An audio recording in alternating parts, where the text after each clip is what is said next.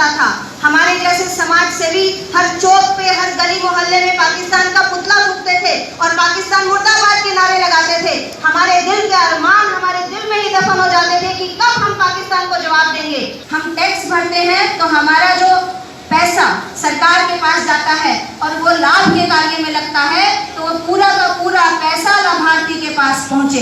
इसलिए हमें नरेंद्र मोदी की सरकार को दोबारा से लाना है। आज के इस आयोजन में मंच पर उपस्थित हमारे हिसार के जाने माने भाजपा के वरिष्ठ कार्यकर्ता बहन सीमा गैबीपुर, सोनाली फोगाट जी, सुरेश जी धूपवाला, कृष्ण जी और हिसार के नगर पार्षद भूप सिंह लोहिला जी, भीम महाजन जी, जो कविता केटिया जी, जींद से आए वाइस चांसलर ए के चावला जी और अलग अलग एसोसिएशंस के प्रधान, हिसार के प्रबुद्धजन, मेरे साथ में आए भाई अजीत सिंह जी और मेरे माननीय सम्माननीय आदरणीय बड़े बुजुर्ग युवा भाई। आज हम सबको मालूम है कि लोकसभा चुनाव हमारे सिर पर हैं और इन लोकसभा चुनाव में हम भाजपा के जितने भी कार्यकर्ता आपको मंच के इस तरफ दिख रहे हैं, ये सभी सूत्रधार की भूमिका में हैं। पिछले 5 वर्षों में माननीय नरेंद्र मोदी जी ने केंद्र में क्या क्या कार्य किए और उन 5 वर्षों का कार्यकाल आप तक पहुंचाना।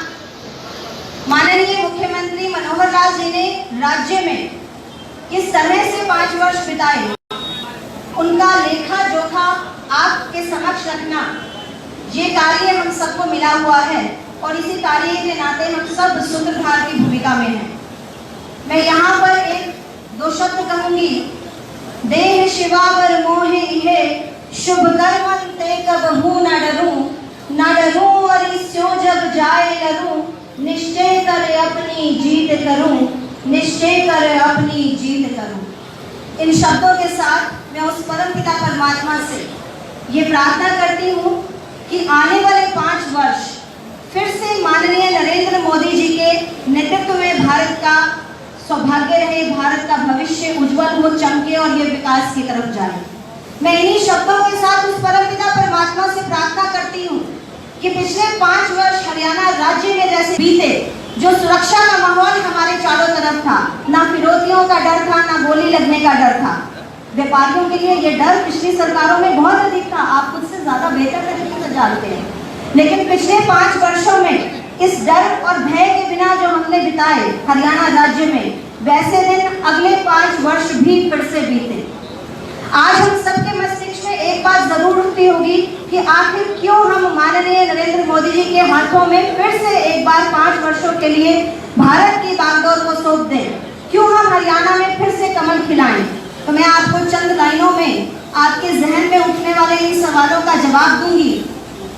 सबसे पहली बात कि जब हम पारदर्शिता की बात करते हैं, ई गवर्नेंस की बात करते हैं, पिछली सरकारों के टाइम पर राजीव गांधी जी के खुद के ये शब्द थे कि मैं यहाँ से 100 रुपए भेजता हूँ, मैं दिल्ली से 100 रुपए भेजता हूँ, लेकिन वो ऊपर से नीचे जाते जाते पंचायती राज तक आते आते और लाभार्थी तक पहुँचते पहुँचते चंद पैसे हो जाते हैं, 25 पैसे हो जाते हैं। यानी कि 100 रुपए दिल्ली से चलते थे, उसमें से बिचौलिए अपना जो खाता खोलते थे, काटते थे और वो लाभार्थी तक पहुँचते पहुँचते 25 पैसे हो जाया करते थे। लेकिन जब ई गवर्नेंस की बात आई तो माननीय नरेंद्र मोदी जी एक बटन दबाकर लाखों करोड़ों अरबों खातों के अंदर एक साथ एक समान रुपया एक क्लिक पर भेज देते हैं, तो वो 100 रुपए लाभार्थी के खाते में तुरंत पहुंचते हैं। आज तकलीफ उन लोगों को है जो बिचौलिए का काम करते थे, आज तकलीफ उन लोगों को है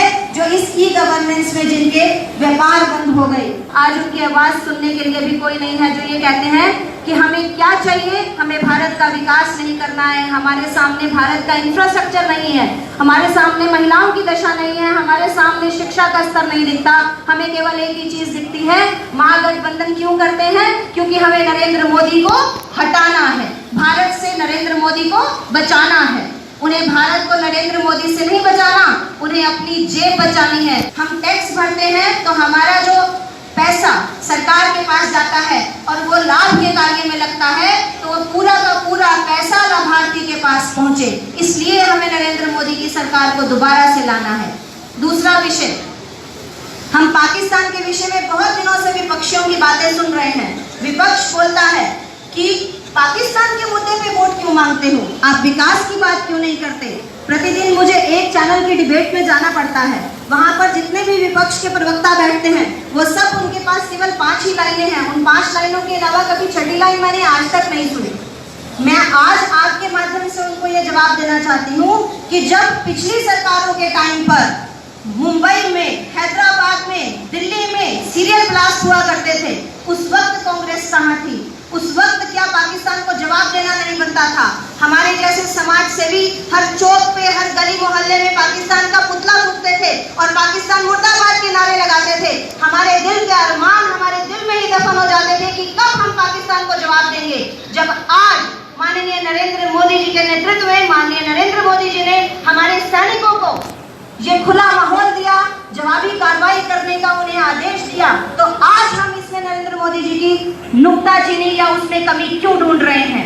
क्यों आज हमें उनके लिए एयर स्ट्राइक और सर्जिकल स्ट्राइक हमें झूठ लगती है?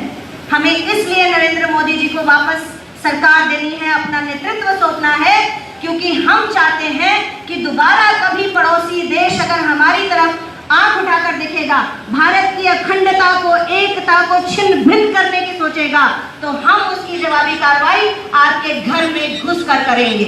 इसलिए हम माननीय नरेंद्र मोदी को अपना नेतृत्व सौंपना चाहते हैं। पिछले 5 वर्षों में माननीय मनोहर लाल खट्टर जी के नेतृत्व में जो सरकार चली, उसको दोबारा नेतृत्व हम देना चाहते हैं। ये आज हम सूत्रधारों की आवाज नहीं, ये आज हमारे मन की बात नहीं, ये आज जन जन के मन की आवाज है।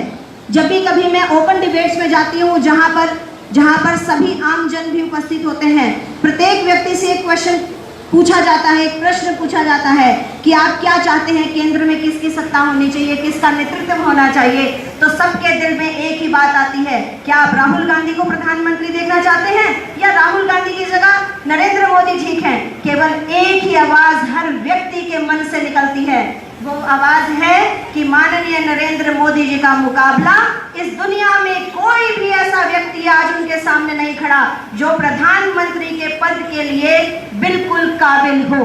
क्या इस बात से आप सहमत हैं? अगर सहमत हैं तो दोनों हाथ खड़े करें। यही बात आज हर महिला, हर बच्चे, हर बुजुर्ग के मन में है, क्योंकि जब आप विदेशी कि अगर आप में से किसी के परिवार विदेश में रहते हैं तो आप फोन करके उनसे पता करिए कि हर विदेश के, चाहे वो भारतीय हैं, भारतीय प्रवासी हैं या फिर फॉरेन के लोग हैं, आज नरेंद्र मोदी जी का नाम जन जन जानता है, हर बच्चा बुजुर्ग जानता है। आज पाकिस्तान के लोग भी, पाकिस्तान के बच्चे भी कुछ और याद रखें या ना रखें, उन्हें अल्लाह वाहिगुरु का नाम याद रहे नहीं रहे, लेकिन उन्हें एक शख्स का नाम जरूर याद है, वो है नरेंद्र मोदी।